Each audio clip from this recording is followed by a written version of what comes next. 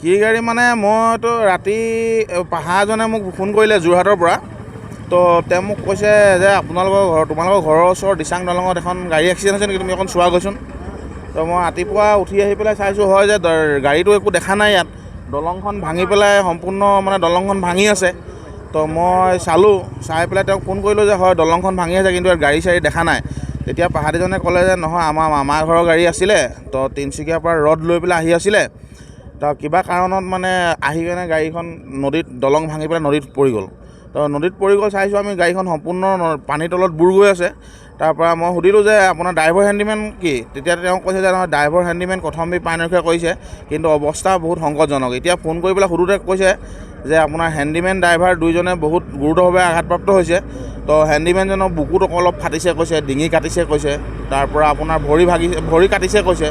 তো হেণ্ডিমেনজনৰ ড্ৰাইভাৰজনৰ কঁকালত দুখ পাইছে কৈছে, মূৰ ফাটিছে কৈছে। সিহঁতি কেনেকৈ কি কৰি পেলাই সিহঁতি যান বচাই পেলাই উঠিলে নাজানো আৰু। তাৰপিছত সিহঁতি কোনোবাই নিলে যদিও নাজানো, নিজে গ'ল যদিও জানো জয়সাগৰ হস্পিটেললৈ।